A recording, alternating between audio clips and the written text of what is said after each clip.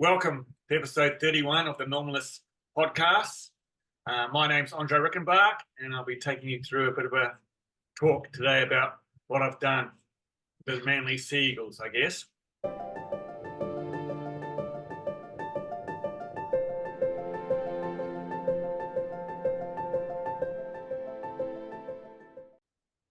Awesome.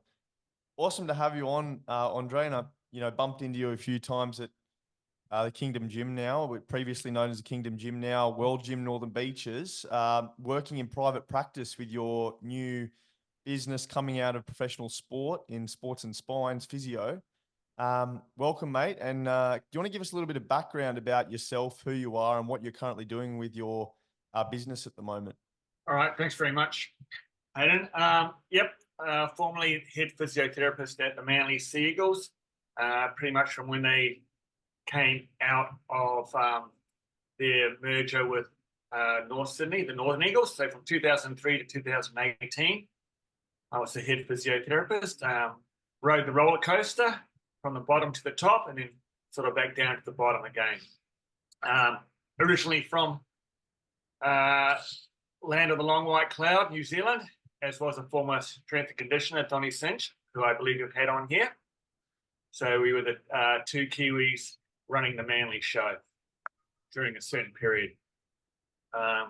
Came over here in '99 and doing bits and pieces. I did worked with the New Zealand Kiwis, was doing a lot of New Zealand representative teams. I did a lot of the New South Wales junior state teams, including the Harold Masson SG Ball State of Origin series. Worked my way up into doing the junior Kangaroos, and then and there were a bunch of other teams along the way, including PNG and Indigenous Sevens and all sorts. And then I ended up working for Manly and taking over the Manly contract and working my way from there. Now, I understand if we rewind back even before you joined the Sea Eagles, after the demerger of the Northern Eagles between the Northern Sydney Bears and the Sea Eagles, you were actually overseas in New Jersey in the States, and you had a back rehabilitation clinic over there. I imagine the focus was a lot about returning people back to work. So return to work, injury rehabilitation protocols, you running your own business there. Can you tell us a little bit about what you were doing over there in the USA, and maybe how that's informed your practice and how that kind of influenced the trajectory your career went down? Was that something that you didn't want to do? And so you kind of pivoted towards professional sport? What was your process there with your thinking? All right, so let's go back a little bit further. So originally I grew up always wanting to be a marine biologist, and for those of you who are old enough, there's a person called Jacques Cousteau used to be on TV a lot, do a lot of documentaries, and I always wanted to be like him. So I ended up going to university and I did a graduate degree and became a marine biologist. And then, as a lot of Kiwis do, wanted to travel overseas after uni. And I didn't want to go to Europe, but I ended up going to the States and hooking up with some friends I'd met whilst working in bars. Anyway, one thing leads to another, and I ended up going to university over there to do a graduate degree in exercise science down at the University of Texas in Austin. So I traveled down there, and in the summers I was a lifeguard. So obviously, as a single young bloke, it was a very good time. And the study was good, the university was good. I played rugby for the university, and I worked up in New Jersey as a lifeguard outside of Atlantic City. So finally graduated, and I landed a job in a back and neck rehabilitation clinic as an exercise physiologist. And I ended up managing and running that clinic, and the States is very different when it comes to injuries, etc. It's all insurance based. So you have to manage a lot of insurance companies, people who aren't working, and manage physiotherapists and occupational therapists, etc. in this clinic. And what you discover is that there's a lot of people who rot the system. There's a lot of people who like to get better on the system. But the thing I mainly found out was that I was quite restricted in what I could do with the clients themselves. And that the things I wanted to do, I needed to have a physiotherapy background. So I looked into physiotherapy schools there, and I looked at it over in Australia and New Zealand. And the physiotherapy standard in Australia and New Zealand is higher than that in the States, with far less cost. In New Zealand, Australia, you can walk off the street and see a physiotherapist, and they're equipped to diagnose you, etc. Whereas in America, you have to see a doctor, does a diagnosis, and then tells the physiotherapist what he wants done. So I ended up I got into physio schools in the States, and I got into physio schools in New Zealand. And I said, stuff it, I'm out of here, I'm going back home. So I went back to New Zealand when I was about 27, I think. And I studied physiotherapy. And once graduated, I moved over to Australia. However, what that taught me is one thing was how to deal with clients with long-standing back issues, chronic back pain. Taught me a lot about dealing with them. Taught me a lot about what to do and what not to do and where I wanted to go with it. And that was mainly an exercise background with these clients and getting them moving and getting them stronger and giving them the self-confidence that they could be better and could go back to work. Just parking your story there for the time being, and looking at things from a more, physiological standpoint in relation to some of the listeners that might be experiencing some back pain.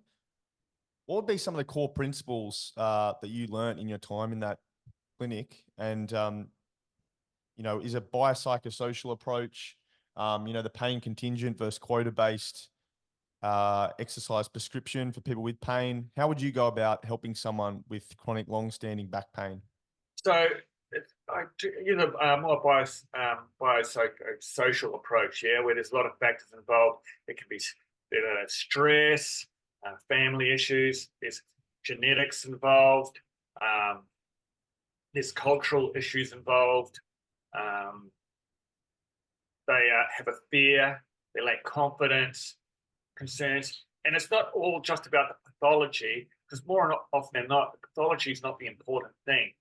Someone can have a disc bulge, the same sort of disc bulge as another client, and have no pain, because that client with a disc bulge can have a lot of pain, and you've got to figure out why is that, what's going on for them.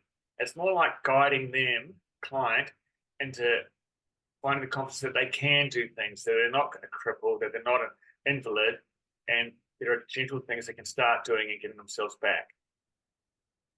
Progressively easing them back into resistance training or strength training, or yes, and it's always, I always come back to resistance training, and there's a lot of myths out there with low back pain. A lot of myths, you always have to have your spine in neutral, and that's a myth. The spine's an extremely robust part of the body, and it's made to bend and extend. It's made to do it, and it's all about loading. And if you know your loading principles, you can pretty much do most things.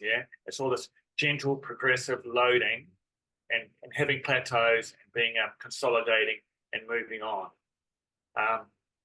Another thing, there's a lot of myths about posture, or you hear a lot of people coming in, my pelvis is rotated this way, I've got this upslip this way.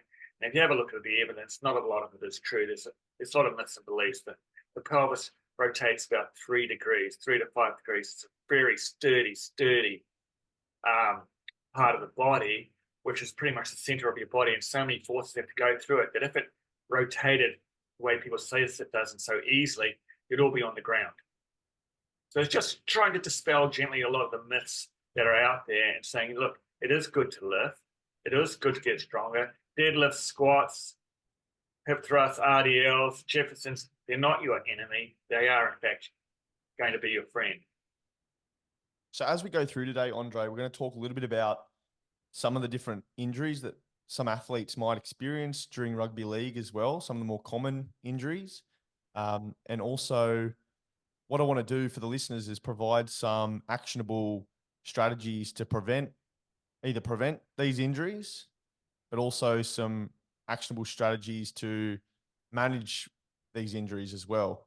So in terms of back pain, for the listeners, what are some actionable things they can do to help prevent back pain occurring?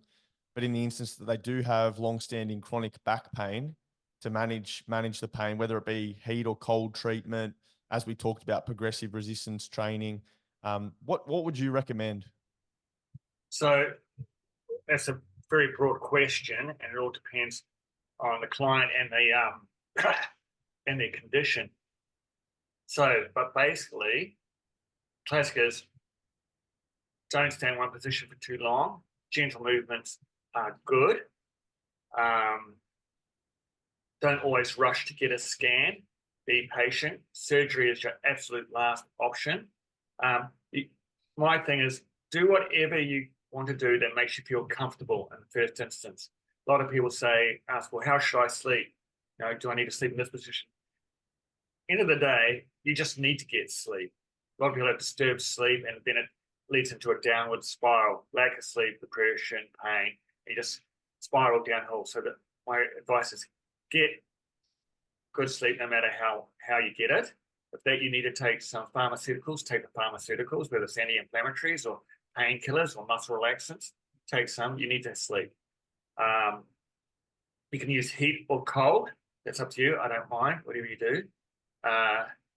Seek some good advice. Don't Google. Try not to Google too much. Avoid getting a scan straight away, because scans can be misleading. Sometimes what you see on a scan can be totally asymptomatic, but then people see stuff on the scan or have stuff reported on the scan, and you start going down rabbit holes chasing these things that aren't really your issue. Okay? So the idea is to just gently get moving. It's understandable that you're in pain and you're in a bit of fear. Realize that you're not alone in this. A lot of people have gone through a lot of these pains themselves and come out very well. They're out the other side and gone back to a very normal life. So that's great in terms of preventative strategies. In terms of management. Sorry, preventative strategy. So I didn't talk about it. Preventative strategy is being active and strength training of some sort. Be strong. They've shown, studies have shown that, yes, you can do your yoga and your flexibility and your stretching, but they do not decrease the risk of injury. It might make you reach further or make you more mobile, but to help with prevention and prehab, strength training. And when we look at that, we look at mainly the posterior chain group of muscles. They're the group of muscles that, if you believe in evolution, got us up from being on all four to upright. So we're talking about your hamstrings, your glutes, erector spinae, all the big muscles. And other people say, well, I didn't do enough core. I didn't enough core. Core, where you sit or you lie on your back and you gently focus on just contracting a small group of muscles very carefully and trying to get it really accurately, is not as helpful as doing this posterior chain. And what you're trying to do with the client is get them to recruit their core or turn on their core while they're doing the exercise, or while they do a hip thrust, or while they do a hamstring bridge, or whatever. You get them to incorporate their core into those exercises, and it's way more functional. So say you have someone who's a manual laborer, say, I don't know, gardener or whatever it may be, they're getting pain in sustained lumbar flexion where they're bent over, crouch posture. What would be your first point of call there? Right. So say they came into me and we're trying to figure out what it was, and it may well be a disc injury. So let's say, first 24, 48, 72 hours, there'll be some muscle spasm, there'll be pain. So might settle that down, get them to do some gentle basic movements, and that might be just, they can use heat, they can use anti-inflammatories or pharmaceuticals. I'd maybe get them doing some just lying on their back, simply just knees side to side, just rolling side to side, And it would start saying, well, maybe you can see if you can do an extension push-up or lie prone with a pillow underneath you. I'd say sit with a lumbar roll in the small of your back. It's always helpful. Clients find that a lot, even when you're sitting in the car or sitting down, because a lot of them have difficulty getting up from a sitting position to a standing position. So sit to stand. And that's where the lumbar spine goes from flexion to extension, and they're having trouble getting into that extension moment. So you're trying to encourage some more extension. Right. So like those non-provocative planes of movement that don't. Correct. Yeah. Correct. Gentle movements first. So when it comes to back pain management, one of the philosophies which I kind of touched on before you sort of addressed a lot of those preventative and actionable steps that you talked about there was the pain contingent versus quota-based approach to pain management. And I guess that all comes back to monitoring training volume and load, doesn't it? Yeah, it does. I mean, you hear um, it's being knowledgeable into cycling your load. Not every training session you have to go max or to failure. And the classic scenarios, you work out 1 RM, and then the first week you train at 60%, second week 7%, third, fourth, to 90%, and then you drop back a week and have a really light deloading week, and then you progressively go up sort of like that.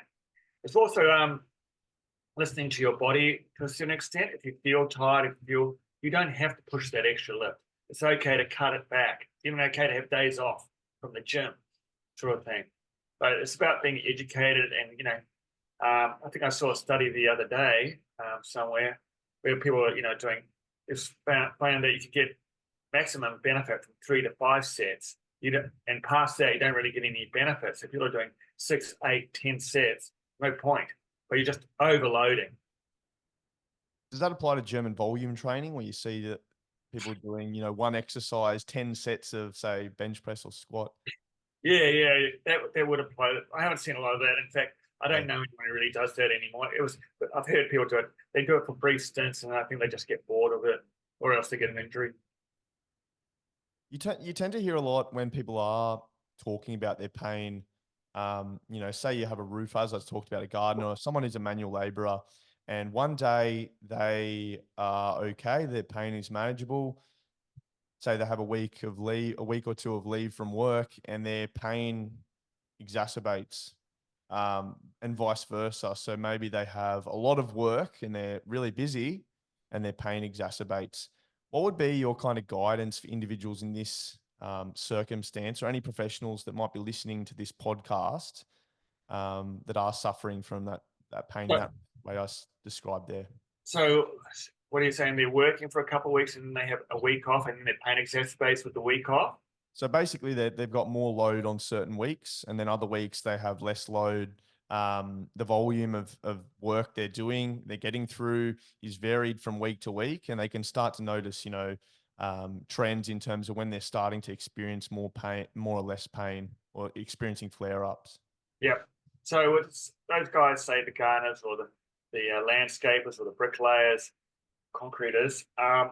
Listen, they're very intensive on the back, and those bending positions and stuff like that.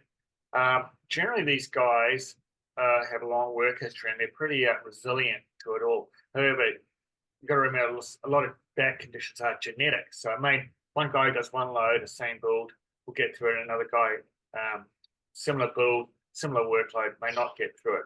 Simply based because of the genetic history that they have. What I say to them is that they should be doing some sort of back strengthening work, even though you say, well, I work my back all day, but no, you're not doing the right sort of loading. That means going to the gym in a couple of mornings. Signal to be, or they should take breaks away, or if they're starting to feel that way, they need to take some more breaks, just break it up during the day, little short intervals, or palm some if they can, work off to the younger guys, younger apprentices. Generally, it's not the young guys who are feeling it, it's the older guys who've got the longer history. So pull back a little bit if you can. And so the reason we got you on this podcast, Andre, is because you had a really long-standing career with the Seagulls. As we said, you came in during that inception of the Seagulls after the demerger of the Northern Eagles between North Sydney Bears and the Northern Eagles. What did you take any of these learnings about managing load and pain management across with you when you commenced with the Seagulls? Was this one of the, I guess, key learnings that helped you with talking with Donny and working with the team to manage players' training loads if they had any niggling injuries or pain in that relation? Well, when I started, there wasn't a lot of measurement going on. It was very basic back in 2003. It's nowhere near like this today. I mean, GPS wasn't even around at that time. And when we worked at Manly, it was a really basic crew. There's nowhere near the amount of staff. So I think when I started and Des offered me the contract, I was in charge of all grades. So that's from Harold Nats through, Right. Yeah. through the NRL. So you can imagine um, the Harold Nats SG Ball and the young guys really just got a glance more than anything, whereas the focus was on the higher. So yes, I took some of the skills and look, I was older because I was going back as an older student. I've been working in private practice for a few years over here. Uh, so I've started to learn a lot more about load management and athletes, and just listening to them, and you start to develop also at that stage, being able to read between the lines a bit better, the greys. Everything can be black and white, but you miss a lot to have to talk about your greys, about whether someone's ready to come back or not. Yes, they pass all the tests, they may pass, they may be able to run full speed or whatever, they may have passed the contact, but something might not be quite right, so you hold them back a little bit longer. And it is about the load and trusting in the player when they come and report to you about something, and then coming to the coach and say, hey, listen, we need to pull back on this or something like that, or to Donnie, say, hey, I think they're a bit cooked here. Because we didn't have a lot of measurements at that stage. And then the GPS came in, which made things a bit easier, and then you started defining your parameters and having your building your sessions off that. Liz Marin talked to us. She was on the podcast earlier, in early episodes as well, and she was talking about how much time that saved. Some of that technology that came in. How much easier did that make things for you with working with these athletes? Well, it was pretty good because then you could look at your rehabbers, etc., and you'd have a look at what speeds they were doing in a session or what speeds they were capable of.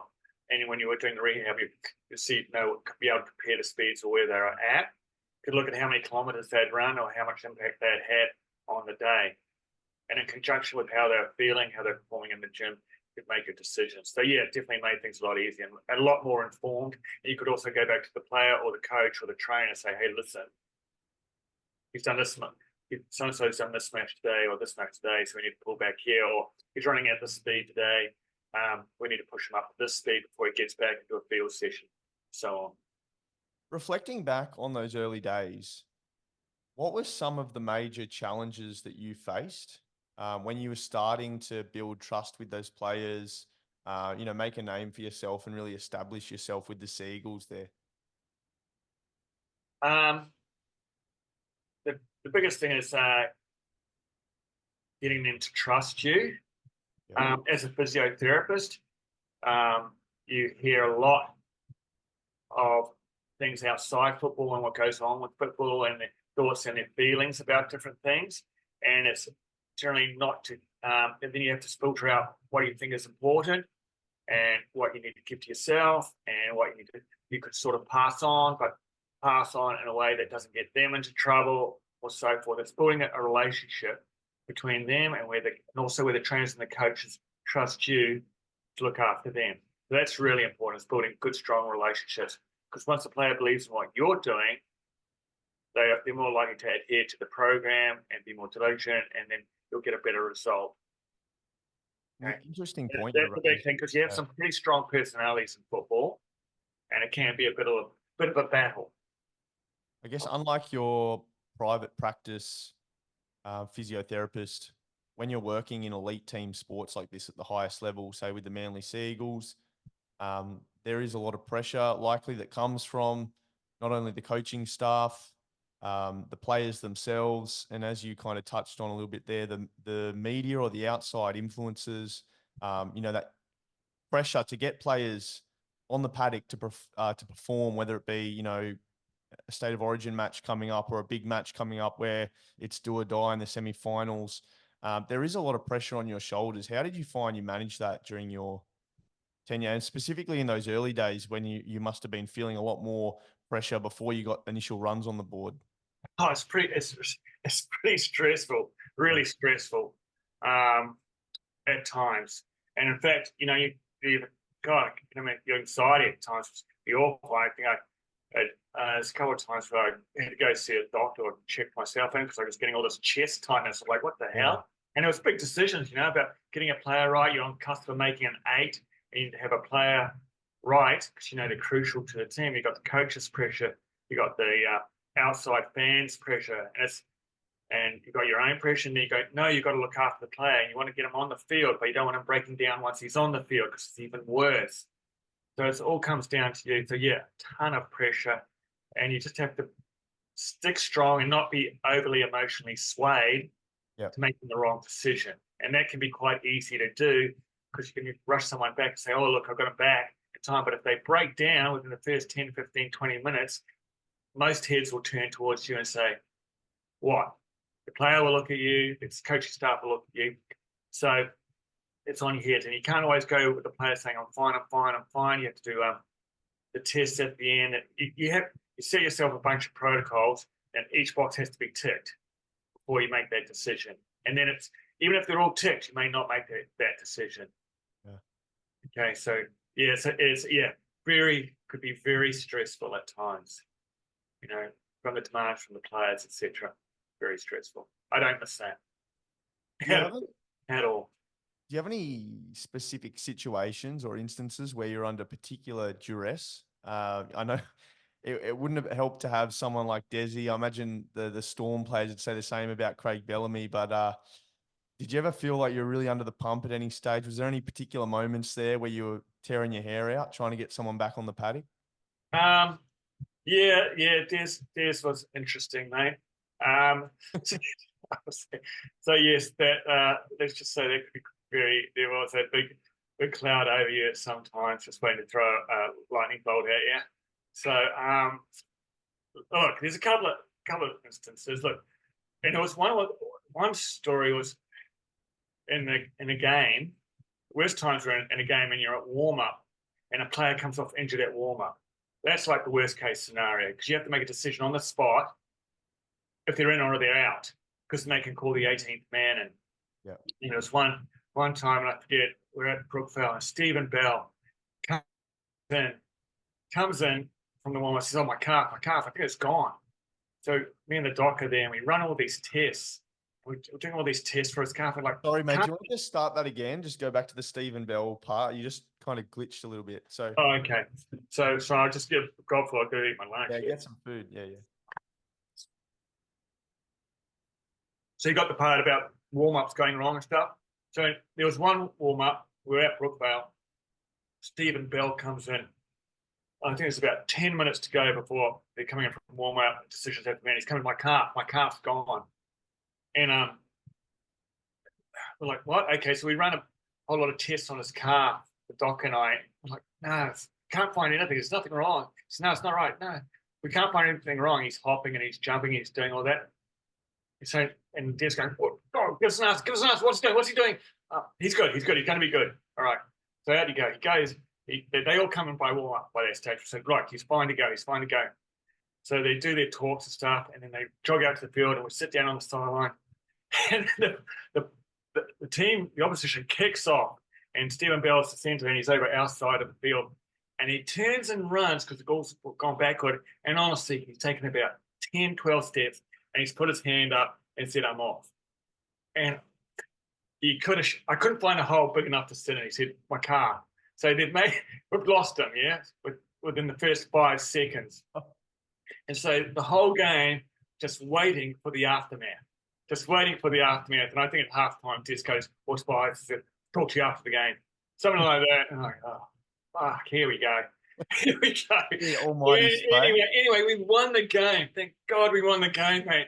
And we're like, oh, we're sweating. We're like, oh, we don't know. It's looked all good. He's like, it's all right. We won the game. I'm like, oh. So we sent Stephen Bell on MRI that Monday, yeah? And it came back clear. There was nothing wrong. And we're like, what? He ended up training the rest of the week and played the following week. It was just bizarre. But the amount of pressure and how you felt the rest of the game, luckily they won. But yeah. You're saving grace. They won, and there was nothing wrong on the MRI, eh? Nothing wrong on the MRI, and he was fine thereafter. Like, had no explanation for it. But watching him turn and run and just put his hand up to the sideline, He just went, fuck, no way, no way. Did Des give you an apology? What? Did What? Des What was that? I think I got, God, you're fucking lucky. I think I was, oh, Were, fucking were, you- lucky. were Eh? you in the Were you in the change room when he? I don't know who it was against. Was it Parramatta with the door. Para and the door? And he slammed the door and it fell off. Were you in there? I was right next to him. So what you saw was Des. If Des was spacing, Jamie Lyon was to his left, and just to his right was the strapping bench, and I'm there. And we've heard the tirade, and everyone's just like, just looking away, sort of just biding your time, waiting for it to go. And he sort of stops and he pulls that door off. And he sort of see it just go clunk on Jamie Lyon. He goes like that. We just start laughing. Just start laughing, mate. What else can you do? What are you going to do? Laugh or cry, eh? Dodgy Parramatta workmanship, I say. Dodgy Parramatta workmanship. Yeah. And look, we had other instances, Brett Stewart, there was always pressure on to get Brett Stewart on when he was missing. He was like as important as Tommy Turbo is to Manly today. When Brett played, unstoppable. Yeah. So he had a number of injuries, and there's a number of battles there to deal with. So always trying to get him on the field as quickly as possible and as safely as possible, because you knew it was important, really important to the team, especially if you'd lost a couple without him. I guess you're trading a fine line, aren't you, with those players, because they take up such a chunk of your salary cap. I guess it's a little bit different in the days with Brett Stewart and that era that we were very successful in, which we'll talk about. But say in today's era with Tom Trbojevic taking up a large chunk of the salary cap, having him on the sidelines, it is a bit of a trade-off though, isn't it? Because you want to get him back, but you don't want to get him back undercooked, so to speak, where he's going to injure himself again and spend more time on the sideline. So how do you manage those situations? So that's right. So yeah, sometimes you do look at the rehab group and say how much of the salary cap is out of the game at the moment. Yeah. And that can be quite substantial, yeah? Fair chunk, especially when you've got those high-end players. And, you always used to say you don't want to keep your Ferraris in the garage. Yep. Yeah. So you definitely want them out there, but you've got to realise, and this comes with experience as well, if you push them out too soon and they only last a game or two, whereas if you keep them out for that other game, you're actually going to be well behind. So you can explain that things. And, I remember having a discussion with Des one time. I think the discussion came, well, he's not ready to a certain play. He's not ready to play. Well, I want him ready to play. I want to play him this week. So he's not going to make it. He's not going to be ready this week. And it's a tough discussion because you're going to get a bit of hammering. Said, I want him playing. Well, I said, well, tell you what, you can tell him he's playing, and you can make the decision, and I'll step back. You're like, fine, give me out another week. So if because no one wants that responsibility, man. It's a big responsibility to push someone in when they're not ready, and if it breaks down, so you take responsibility for it. So yes, you just have to put those things aside and think about the players' welfare. Yes, you want them in as soon as possible. You want them back as quickly as possible, as safely as possible. They might not perform to their absolute best, but you just don't want them getting re-injured out there, and you want to be able to hold their place. That's the big thing, and be safe out there. And that's who you have to look after first. It's the player, and once you look at them right, then you can talk about putting them into the right scenario. What would you say were your key attributes? Because I imagine being a physio in the rugby league, NRL, you would have to be very assertive and unwavering in your decision making as well, trusting of your own knowledge and instincts. Is that correct? How would you? Yeah. A lot of people would say it's my charisma and great sense of humour, along with my looks, with my stunning attributes. But I'd actually say you do have to be, and you learn that as you go, and you learn how to believe in yourself. And for me, there was a bit of gut instinct. I mean, we had towards, for a classic example, was Sean Lane towards his last year at Manly. He was carrying a hamstring strain on scans and stuff. It looked like a hamstring. It was a hamstring strain, but he's getting through trainings without issue, getting through games. And if you looked at it and looked at a couple of clinical things, you probably wouldn't play him. Yeah. But I managed to get him through games from the last 5 games of the season, and he was enormous. You know, and certain things like that, where that's more like gut instinct. Well, hang on, this is the data, the facts are over here, but I'm seeing this, and it's not adding up. I want to go more with this, and that's where I came back to earlier. You can't always rely on scans to be your beginning and end of everything. Yeah, you got to use them in conjunction with what you're seeing and how they're behaving. Like not basing your decisions wholly on like metrics, but also talking Correct. to the player and getting a feel. Yeah, Correct. And ready. seeing them and watching them. Correct. Yeah. Correct. You can't just base it on metrics. Was there any miraculous recoveries that you saw in your time? I know one that I particularly remember wasn't related to the Seagulls, NRL more broadly. You look at some of those big players throughout the years, Cooper Cronk and his return to Game 3 State of Origin in 2014. He returned from I think it was like a fractured forearm within 5 weeks. And I think he made a testament to beetroot juice and coconut water and all that crap. But in reality, yeah, there's these professional players that really do all the 1%ers to get themselves right. Did you see any players like that, and also any instances where you saw recoveries like this that happened in a much shorter time span than you would have predicted? I think oh look, you're always battling against the clock here and trying to get there quickly as possible. I think we did a pec tear. I forget the player, but might have been Curtis Surinam. I think he had a pec rupture plus repair, and he was back at 11 weeks, and he was benching 90% of his previous. He was very close. Brett Stewart's return from his tibial osteotomy surgeries was a miracle in the fact that he was told that he'd never play rugby league again, and that we got him back to the field, given everything that was going on. Look, to where there's been something outstanding recovery like that, no, but we have pushed some boundaries. You know, we've had ACLs come back at about the 5.5 month mark.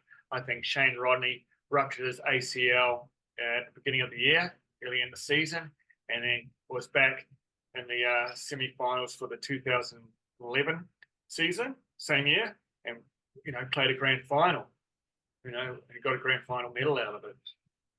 So there have been those sort of instances, and it comes back to the players doing everything they possibly can, but they're also really well guided now. They have people they're in every day. They've got a rehab trainer or trainer with them going through their program. So there's not a lot of chance left.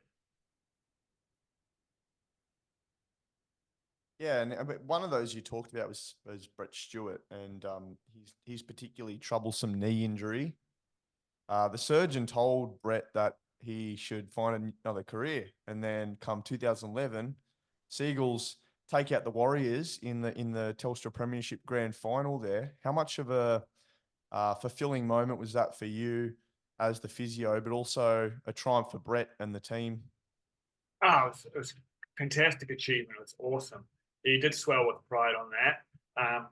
It was no one had ever taken to the field at that level again with that sort of injury and that sort of surgery, along with the fact that he was going through a number of things at the time, including his court case, and he had diabetes, so that inhibits the healing.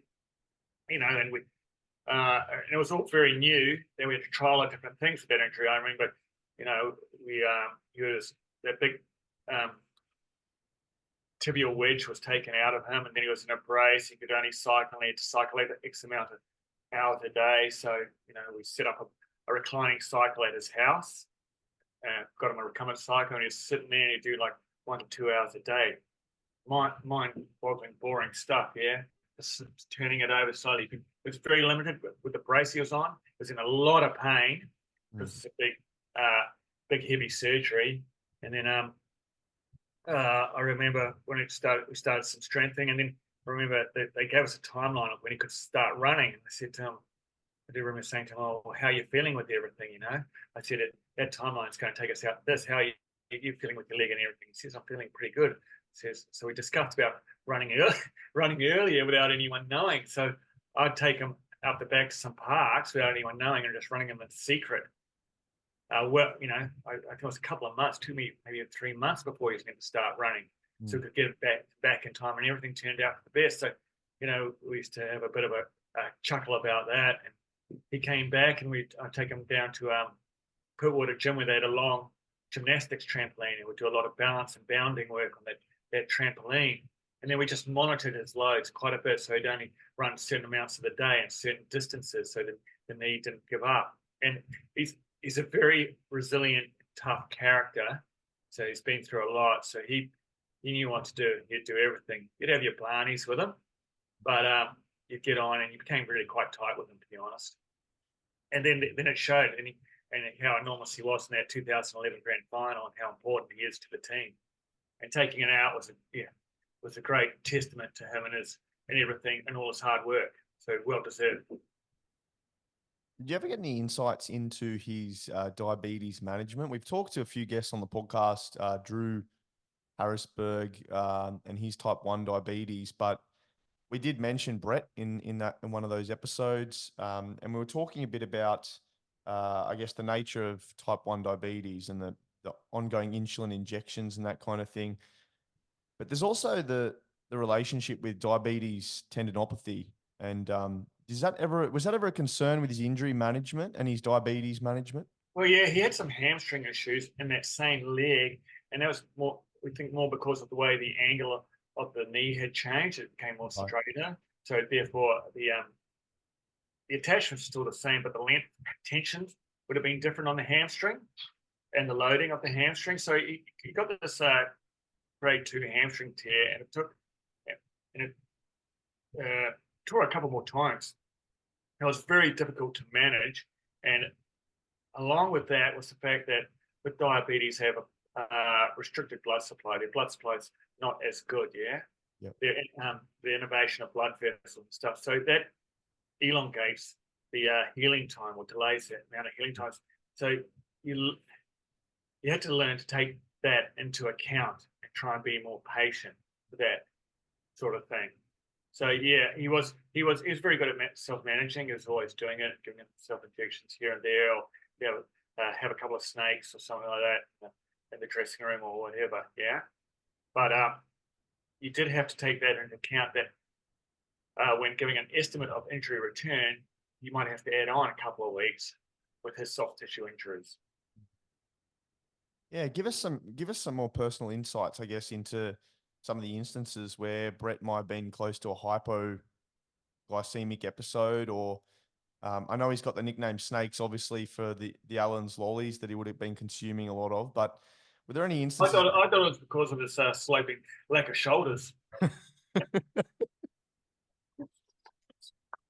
Yep. Did you see any? Was there any instances there where he was, low blood sugar on the field? You had to bring some glucose out or anything of that nature at training and that kind of thing? Like, give us some more practical insights for those that are interested in how athletes perform at the elite level with diabetes, type 1 diabetes. Oh, that's a tough question, because he managed that a lot with himself in a diet. There were times that I know one of the trainers had to carry some snakes or some glucose with them if he needed it. Sometimes if he was a bit run down, he'd go, when they came in at half time, he might go quickly to his locker and do a quick blood test. Test it at times, depending. A lot depending on what he'd been doing the night before or the day before. I didn't see any episodes, so to speak, because he was pretty well managed. Yeah. You know? So I don't recall seeing any episodes like that. He always had his kit on him. And then that was it. So I don't have any instances where he went through a hypoglycemic episode. All I know is he was good at maintaining it.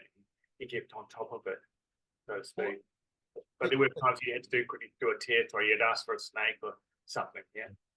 And these hurdles that not only you and Brett and the team faced, 2008 in particular. And we was talking to you about this at the gym the other day, but bringing Matty Ballin and Matt Orford on the podcast in the coming weeks. So, and you had a few jibes about those fellas, did you? Matt Orford had his own physio bed Monday morning. He was on it, off his bed. I'm just going to say, and if Matty Ballon comes on, make sure you have plenty of food. He'll bring Tupperware containers too. He'll probably fill those and take them back to the family. Nothing goes by for Matty Ballon for a free feed. He'd bring Tupperware container to the team feeds. Shocking. But yeah, in all seriousness though, that grand final in 2008, I'm gonna go in a lot more detail with those guys about what it took as a player to get to that victory in 2008 and that really successful era that we had as Manly Seagulls fans and staff like yourself. But when you have people in the team like Brett who, undergoing, as you said, that court case, type 1 diabetes, these injuries, how much more sweet it was it for the team, but also him? I think he got selected for the Kangaroos. His was 2011, that court case was around 2011. So it wasn't around 2008. Wasn't until, right, okay, yep. So, look, we'd gotten beaten up in 2007 where Snake had come off and it was a bit of a downer, and then it was like a perfect storm, it would have seemed. When it came to that day in 2008, the so-called the stars fully aligned, and everything just there was an air of confidence within the team. I think that was the Battle of Brookvale that year. Yeah, that was. I think where they stood up and said, "Nah, you're not." A rivalry with the Storm had really reached its peak, and it just showed how on board everyone was with getting on with the job and gelling together and doing the job. And it was pretty ruthless, to be honest. That 2008 grand final, and it's a pretty amazing feeling with 25 minutes to go in a game, knowing you've fully got grand final, and you can just sit back and relax and watch it unfold. As you say, much different to a lot of those matches we had with the Storm, where it came right down to the end.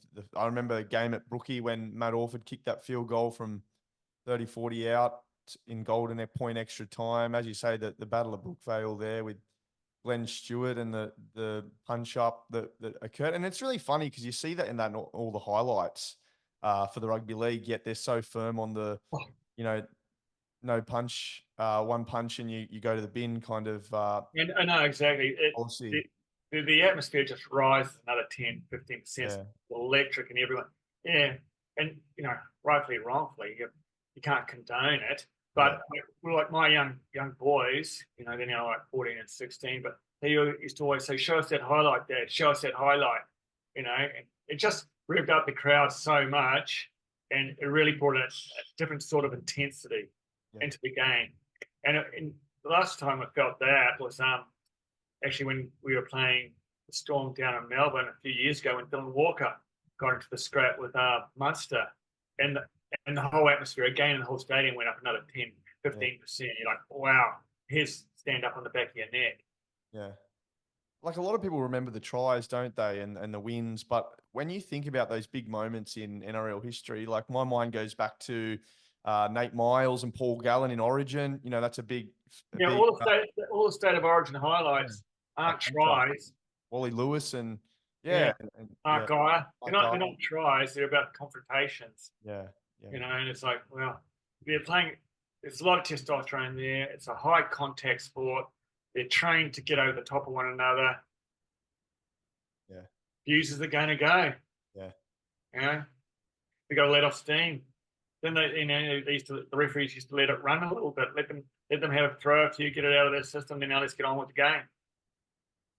And you look at the Panthers now, and they're right at the top of their game. In an era where it's quite hard to win, they're winning back-to-back titles now, and I think my personal opinion is they've earned the right to have fun. And you see them, with their boom boxes, Jerome Luai, and all of those Polynesian players having a lot of fun with it.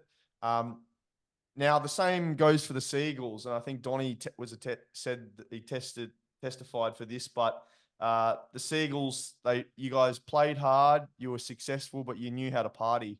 The group you had, and there were plenty of pranks that you guys played on Desi, and give us an insight into a few of those and some of the fun you guys had amongst the group. So we had a very good, extremely good in those years, senior group. Yeah, and you're right. I think the media blows it out of proportion if a team is seen to be having any successful. It's like you're stamping out the characters of the game. You know, no one's allowed to be a character, no one's allowed to be ourselves. And, you know, in your own job, you celebrate a success in your own job. You go and have a few beers and you unwind. Yeah, you're allowed to do things that are normal, so to speak. But we had a very good senior players, man, senior group. And I remember the early years, Steve Menzies was really good at bringing them all together.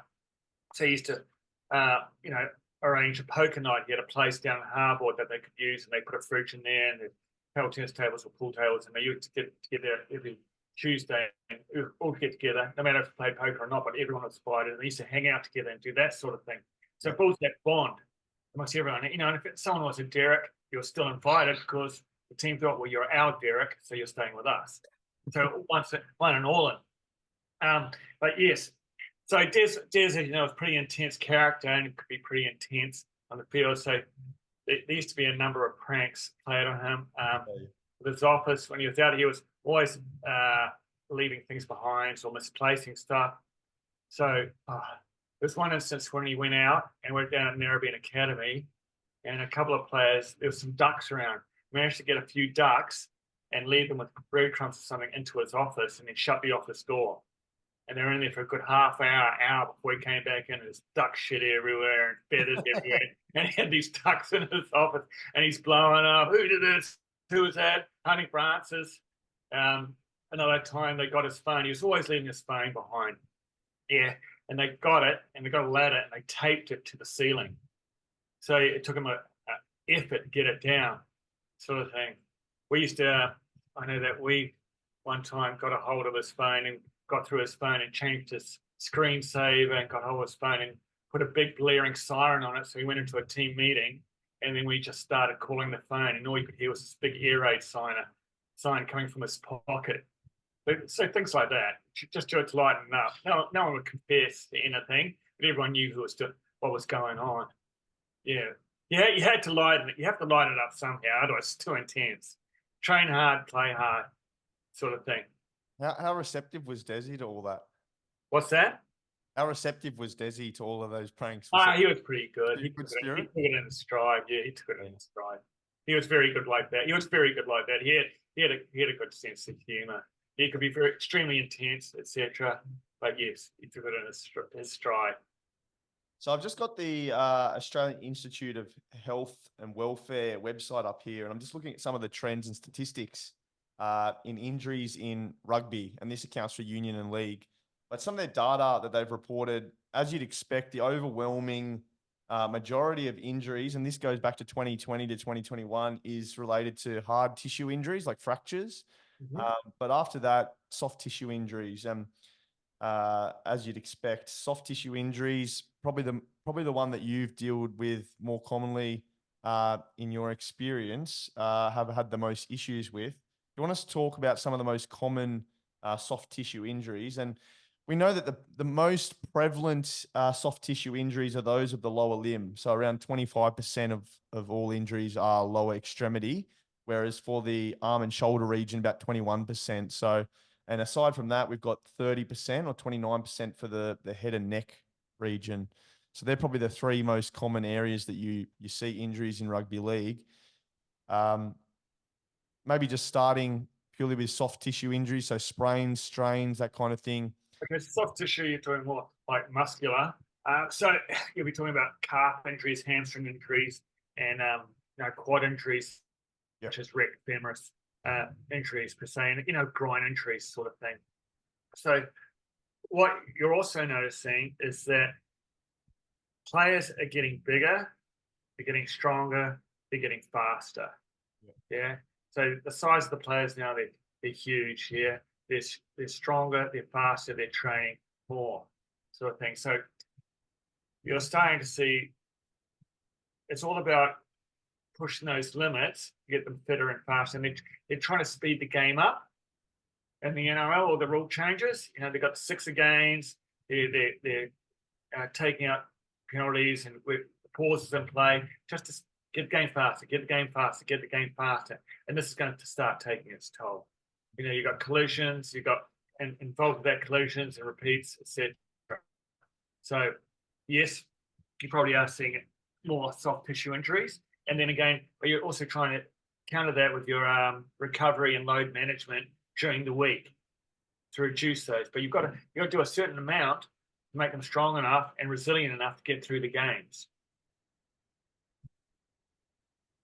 Okay, and in terms of management protocols that you would go through for someone, say one of your key athletes with a say a torn hamstring or anything of that nature, rectus femoris, how would you go about managing this player? Obviously, in the initial stages would be applying ice compression, elevation, those kind of things. Compression is probably more important, I Yeah. found, getting the right compression than the ice. Ice is good as an analgesic, so to reduce the pain, you know. So, but you want to reduce the swelling so much, and I find compression is the most important thing. No movement, no stretching whatsoever for the first 72 hours. You're just seeing the inflammation process take place, new collagen fibers being laid down. You don't want it to disrupt them.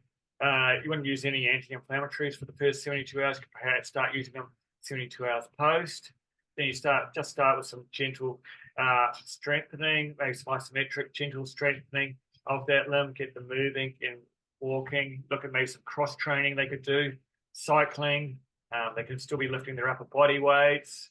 They can be doing arm ergs, that sort of thing. So you start trying to maintain their fitness while you start to build the muscle, and you start to mold the new collagen fibers, sort of thing, by incorporating isometric contractions and then some gentle concentric, eccentric contractions, gently moving your way up from there.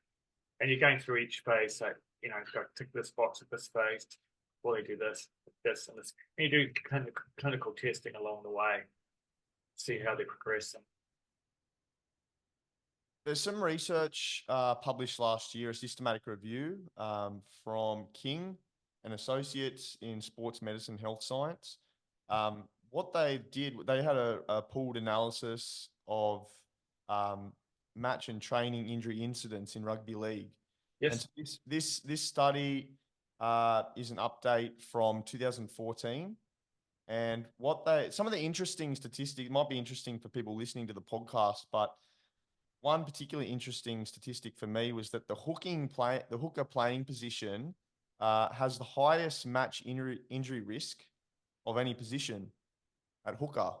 So 93.1 injuries per 1,000 match hours. Is that a surprise to you, or is that?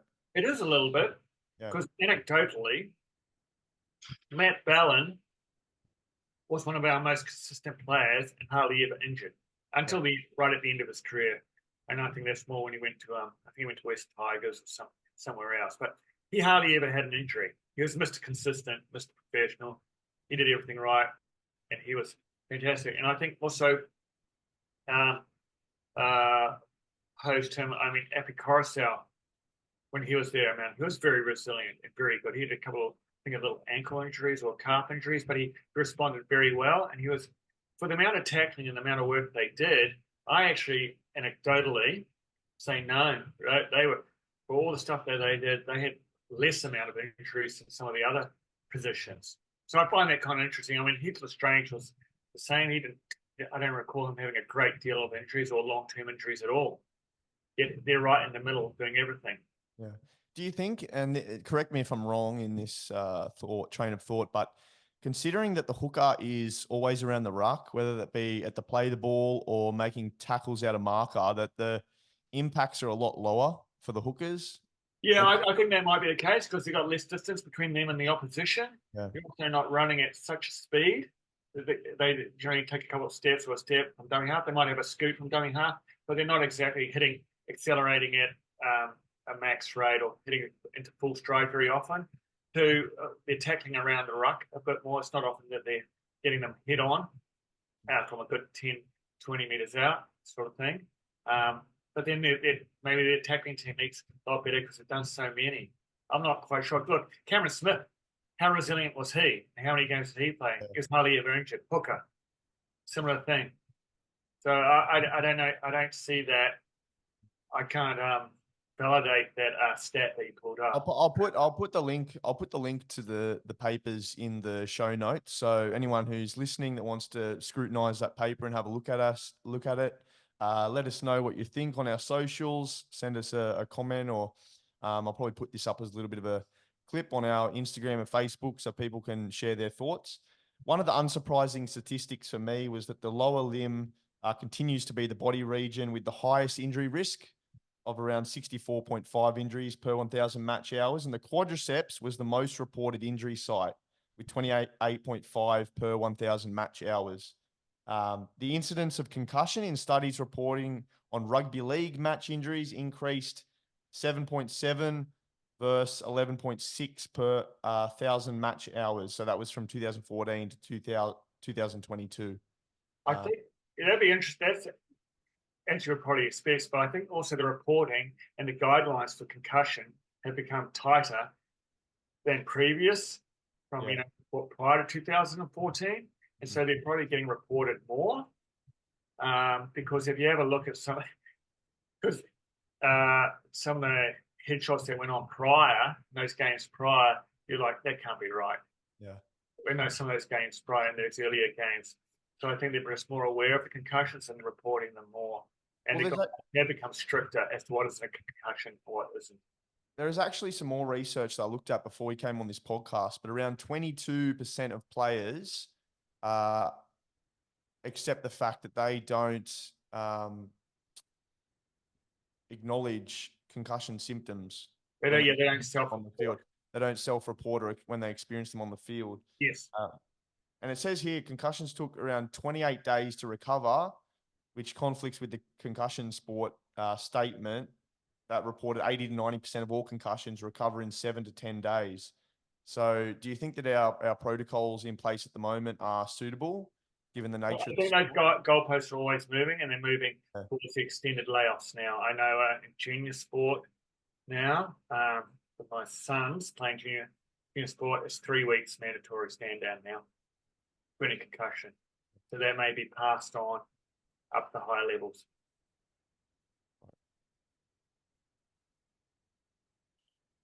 We talked a little bit about it at the start, Andre, but facilities-wise, research and protocols, and the role of a physio in professional sport. Since you commenced with the Seagulls in the early 2000s until the end of your tenure, how did things change? And would you have preferred to be a physio working, in professional sport now, or back when you started, and why? It's a good question. I think I'm pretty happy with where I were when I stood at the timeline, to be honest. Yeah. I think there's a lot more scrutiny on the physios now. When I started, physio was just becoming a full-time position at clubs, yeah. But we didn't have a lot. You had a skeleton staff, and as I progressed, I remember when I first started in 2003, the lack of facilities, we were working out of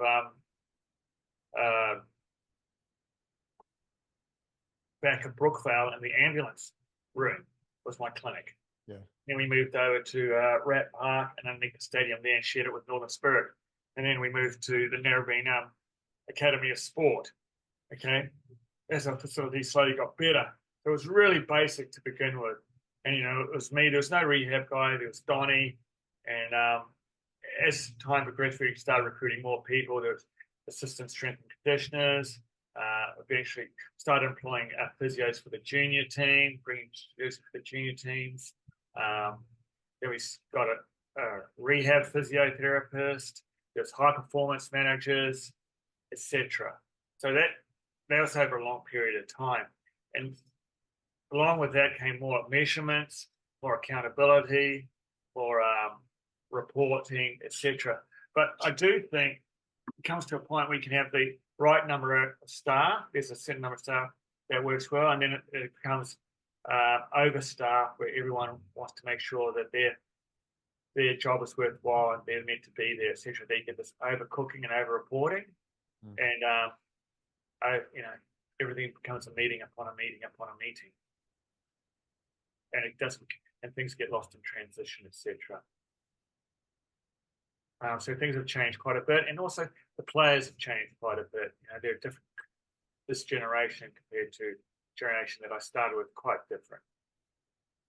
What do you see? Well, you asked a lot of accountability of the players when you first started, but now the accountability is not so much. I think back when in the area we were talking about the Seagulls, 2008, 2007, between then and 2011, for instance, a lot of the players were taking pay cuts, I think. Whether or not you can talk about this, but Taking what? Pay cuts, like Anthony Watmough and a lot of the players, they're taking pay cuts so that they could keep the team they had on the park under the salary cap. Yeah. That's not something you see now with the money, the dangling the carrot of lucrative contract offers and sponsorships and that kind of thing? Yeah, something I hear about, but I wasn't part of it. Hear about it. There's always different sides to the story, so I can't really comment too much. It's just that contracts are constantly broken. Contracts don't mean a lot. If they want to shoot move, they move. If they wants to get rid of a player, they get rid of a player, sort of thing. I'm not sure how it went about with pay cuts. There really didn't have a lot to do with me. You heard stuff, but how much of it is true, I don't know. And so returning to university as a mature age student and then shifting into working in professional football. Tell us about some of those challenges you faced during this time and what did that teach you about yourself? So I came back to New Zealand and I had a specific goal in mind that I wanted to do this because I wanted to be a physiotherapist and I did want to be involved with sports teams, not knowing where I would end up. I always have a dream, but there was no ambition to work for an NRL club or anything like that. I just wanted to work within sports. So, you're probably a little bit more focused and you're a little bit more mature about things. So I probably started my degree, this year around about 26, 27. So is this your physiotherapy you completed at the University of Auckland? Yes, that's right. I went back to New Zealand, went back to home. That's a big step backwards from coming from America and going back to your small bedroom in your mum's house. It's big, brings you back down to earth. So, going there to study, but I knew where I wanted to be or what I wanted to do. So, well, the other ones who are younger and they're like 19 or 20, 21, they're out going to the bars. So I started volunteering my time to a sports club, and it was the LSE Eagles. Found a physio there who was willing to take me on board and help out. I started going there on a Saturday, LSE Eagles Rugby League Club, and just starting doing stuff and learning stuff. And then after a year or two, she quit and they made me the physio while I was still at university. And then I started picking up little representative jobs. And there wasn't anyone else in my year who was doing that. So when I'd already finished, graduated. I was already working with a grade team in Auckland, and I picked up a little Auckland junior teams, and I started going to rugby and doing the under 16s and 18s. And that was when my first year out. I was already getting rep teams and stuff. I started making networking and made some good contacts. So as a mature age student, I'd done a lot of the partying, one in my former Auckland University days, and two in the States. I'd done a lot of it, yeah. So I'd come back and I still went out, I was also knew how to study smarter and more efficiently and do what I had to do to get through. Yeah. So I did a lot of hard volunteering, a lot of hard yards, put myself into positions and created opportunities. Yeah. And just anyone coming through now, that's what I would advise. Don't expect to get paid. Take no money. Just learn, sit back, learn. The dividends will pay off. But don't go out there and expect to be paid. Just volunteer your time and learn the craft. Yeah. Now, you had a heap of experience across different sports and different opportunities, working abroad as well. You've had a chance now, as you're saying, developing connections, but you've developed a lot of strong relationships with top orthopedic surgeons, radiologists, sports doctors in the area of the Northern Beaches and abroad, as you say, with your opportunities where you've worked overseas in America, but also with surfing athletes, New South Wales Volleyball, Pacheco Jiu-Jitsu, and this is more in your private practice now with Sports and Spines Physio. But how much has this networking and the relationships you developed with these other specialists and professionals in your time working with the Seagulls really helped you foster stronger integrity in the work you do now, helping individuals from all walks of life improve their movement capabilities and their health physically? Oh, it's pretty big having that background.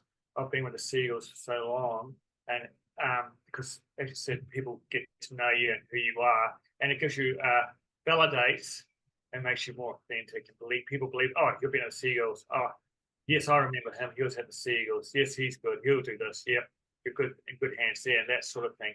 And yeah, did a bit of work for Surfing Australia when they had competitions down here and looked after some of the Australian surfers, and that they're all. It's amazing how grateful they are. Some of the young athletes are when they get good advice and a good rehab program, so called, and it just diversifies out. Like the jiu-jitsu is huge. It's a huge sport nowadays. They're like jiu-jitsu clubs, like coffee cafes. They're up and around everywhere, Yeah. And they have some very interesting entries, and you see a lot of them. And if you have a good exercise background, exercise rehab background, you treat a lot of athletes, and you've got your exercise prescription, and you can focus on which exercise to use and what not to do, and you're good with your loading, you'll do well. Yeah.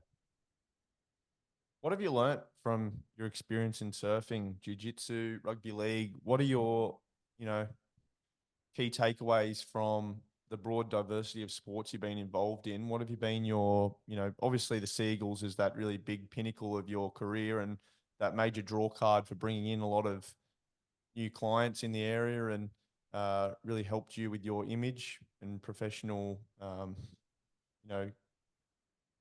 Okay. identity. What have I learned is that What's your key learnings? Yeah. key learnings is one, you have to build trust with the client athlete. Two, be good with your communication. So explain to them what's going on and why you're doing things. And they will come to you with different ideas, because when you're at the top of your game, your athletes get a lot of different voices in their ears about what they should do and what they shouldn't do. So make sure you're good with the evidence, the current evidence, and up to date with the evidence, and be able to use that evidence in the right manner. And it's hard to dispel some of the myths that are out there, and there's a lot of myths and there's a lot of stuff, and going on around there that athletes get exposed to. Just trying to gently dispel that, not too aggressively, just guide them in the right direction. They're the key things. Keep up to date with the evidence. Be willing to change your own beliefs as new evidence occurs, and be willing to change the way you think about things. Not everything is rock solid. Things are changing. Always dynamic. So it's been an absolute pleasure to have you on the podcast, Andre. What's ahead for you and Sports and Spines? Where can people find your business online and get in touch with You can find me online at sportsandspinesphysio.com.au. I'm located in Brookvale and Winborne Estate. If you know the breweries around Brookvale and you know Four Pines, I'm just across the road from there. And as part of that big, huge World Gym complex. You can get your body checked, and you can have a beer afterwards. Look how big Hayden is. Have a gym. Hey mate, before we wrap things up, I've just got a few questions from some of the listeners that have come through. A couple on LinkedIn, and mainly I'd imagine from physiologists. But then a couple have come through on Facebook. So the first one we've got: who was the toughest player at the Seagulls that you got to work with? God, there's a couple of them. I mean, I got to work with Ben Kennedy.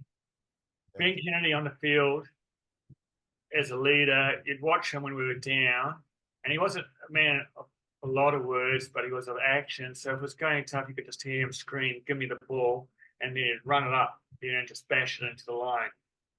Very tough. But however, most Mondays he'd come in through the door, through the physio clinic. He said, I'm done. I'm past. That's it. I'm hanging up my boots. I'm over this. I'm over this.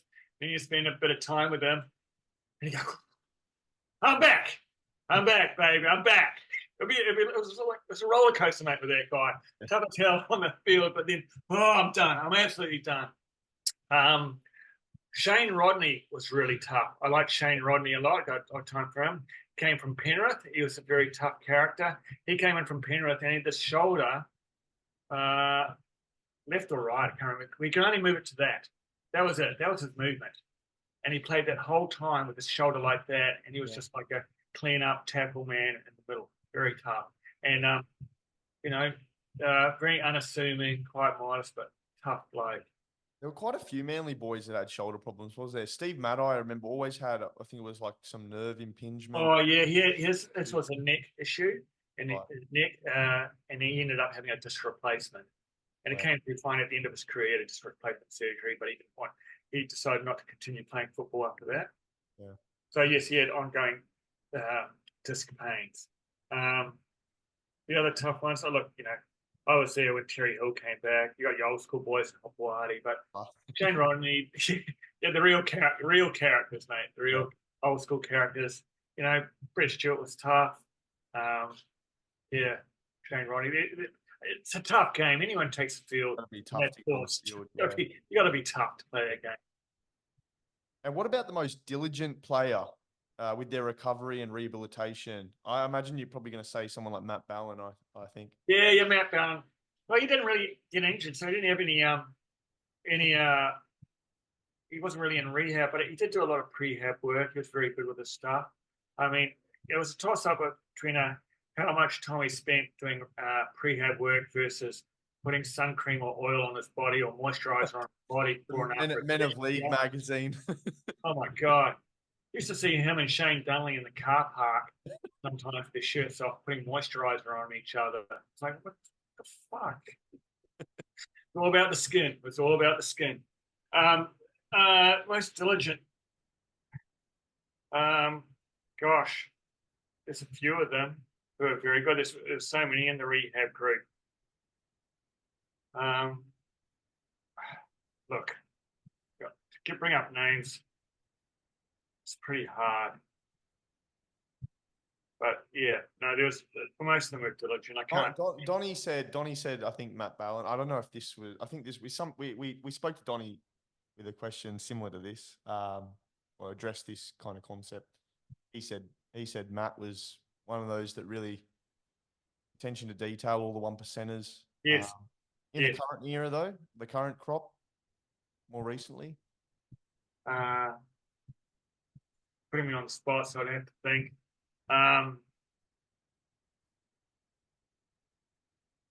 Gosh, who was there? Look, Daly Cherry Evans, he's immaculate with his work. That's why he's the one who's very diligent with everything. He's good. Tom Trbojevic, he's got a lot to do. He does. Trbojevic they do everything right. Same with Jake Trbojevic, very diligent. Cherry Evans stands out. Who else was there? Nate Miles used to be very good at all his work as well. Even though he was injured a lot, he was very good at doing all his work as well. I guess coming from that state of origin background too. And the longevity at the high end. You look at these guys who spend a lot of time playing international as a state of origin and a number of games they do a year. Yeah. They have to keep their bodies. What was Big Willie like? Willie Mason? Did you have a chance to? Yeah, I worked with him. Yeah. He was great. He was a character. And he had some sort of virus or something like that he was always sick on a Monday. It was really weird. It must have been a seventh-day virus or something like that. Is it Monday'itis. Monday'itis. Yeah, it's strange. We never did any blood tests on it, but couldn't find that Monday'itis that he had. No, he was great. He was a good character. Good character. Good for the young people. No, it's good to have around. Real good. What is the hardest particular injury to rehabilitate? That's quite. For me, it was a rec fem strain. So the rectus femoris, for those who don't know, is one of your quad muscles, Yeah, right and then. it's a big long two joint muscle. It crosses the hip and crosses the knee, so it helps flex your hip and extend your knee. So usually it's commonly strained in kicking sports like AFL, soccer, and high-end running speed. So a grade one's okay, you can manage those, because the thing with those muscle injuries, you can walk pretty quickly, you can squat, you can lunge, you can do everything, yeah? And you can start jogging around at about 60%, 70% without pain. But everyone feels fine, and then they get up to the second, as they start striding out, they re-tear it really easily, and it's quite a hard one to strengthen. So the thing is, it's quite deceiving, and they can feel great up to a certain point, and then you go up to take it up to the next level, and re-tear. It's very hard to measure where you're at with it. So rec fem's like, tough. And so rec fem sits between vastus medialis, vastus lateralis, and it's more of it's a hip flexor, whereas those two quadricep, the vastus medialis, lateralis, are for knee extension, right? Yeah, so no, it's like the kicking motion Yeah. is a classic rec fem motion. Yeah. And when you're really striding out when you're running, because you extend your leg, knee, and flex your hip at the same time.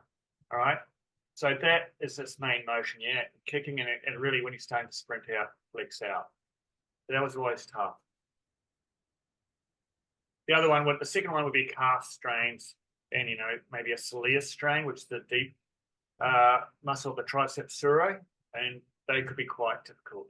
And commonly, you get to a certain point and you get a re-tear, and getting them right. But definitely rec femoris.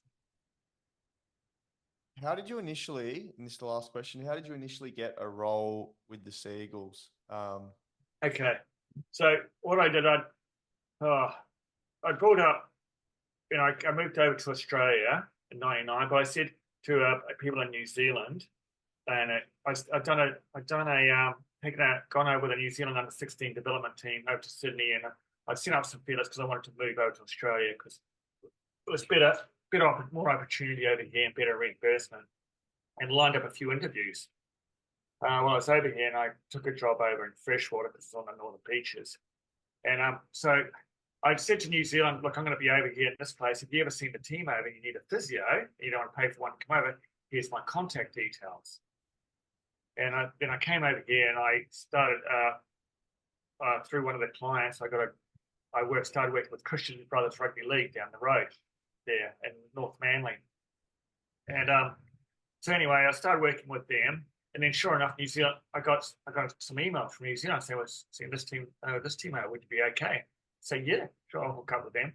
So I started building up my rapport with New Zealand. At the same time, I had an opportunity to do the New South Wales Junior State Rugby League teams.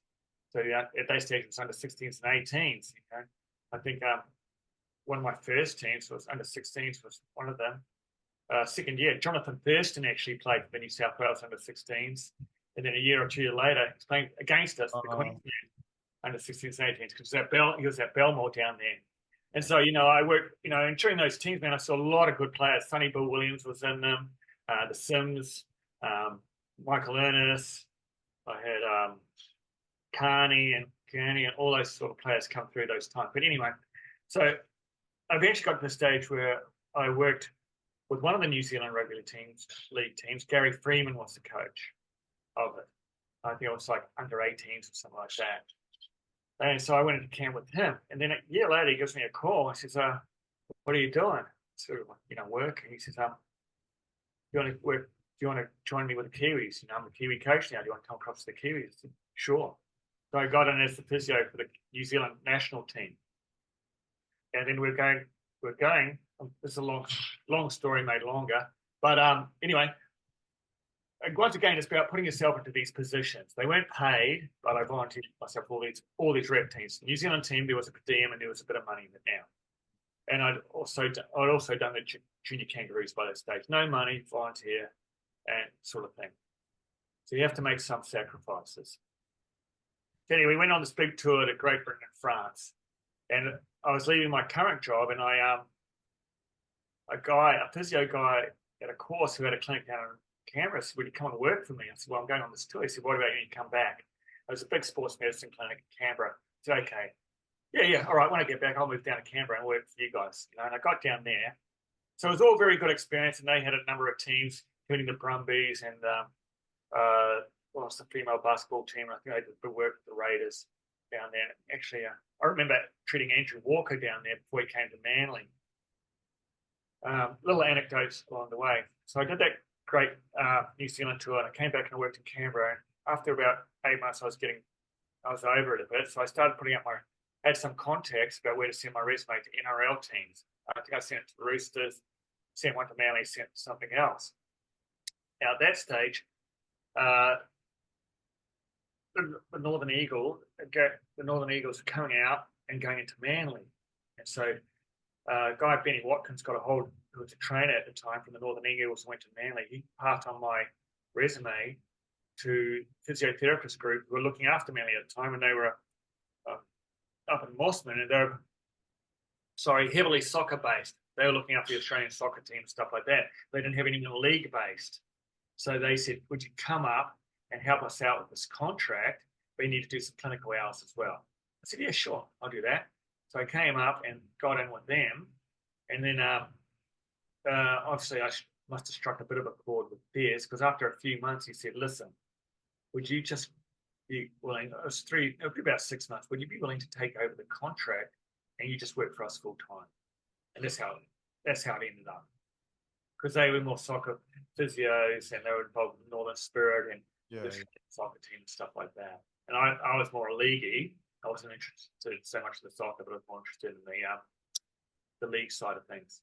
And that's how it came about. I said, "Yeah, sure, I'll do it." And he said, "Well, this is it." I said, "Yeah, what's..." Knowing, of course, with theirs, it wasn't a lot of money, but a whole lot of responsibility. Yeah. So, yeah, I took it. Yeah, Mark by Des, that's a nice, really nice. I know you talk a lot of, you have a bit of fun with Des, and, you know, you jibes here and there, but it must be nice to get the approval from someone. 100%. Yeah, 100%. Yeah, totally. 100%. At the end of the day, you need Des back, man. We had a good relationship with Des, but yeah, it's the funny moments. Yeah, 100%. You got to cherish the funny moments as well. All right, last thing for the podcast today. Now, I've asked all our guests if they've got one song they've been listening to, what they would add to the Normalist playlist. So I have a playlist, and every guest who comes on gets an opportunity to add a song that's either epitomizes them or something they're listening to frequently at the moment. Is there a song that all through your younger days you listen to, or something you've gotten hooked on recently? Even if you just gosh, if there was a song that would pull me out on bad days, if it's a go-to, if you're having a bad day, yeah, it would be I guess there's so many songs I could choose, but there's a song by My Sex called Blue Day. Blue Day? By My Sex. It's a New Zealand Australian band. My Sex, Blue Day, but very good when you're down, you think you're doing it tough. I find it a good song to pull you through. There we go. Got it. You got it on Spotify? Yep. Well before your time, Hayden. Yeah, no, I've got all the R&B now, Drake and all that stuff. What's that? These days the music's changed a lot now. Certainly has, mate. A lot. You got house music and trap music and all sorts of different. You probably haven't even. Grime, British hip hop. I know, right? So yeah, just take me back. It was really good to chat with you today, Andre. I know I've spoken to you at the gym a fair bit, but to actually have a deep discussion about your career and all your experiences and learnings, it's been fantastic. And I'd definitely be coming down to have a bit more of a chat about you and potentially do some sessions. So thanks for your time today, mate. Great. Thanks. Appreciate you having me on here. And it's been a pleasure. Thanks, buddy. All right. See you, mate.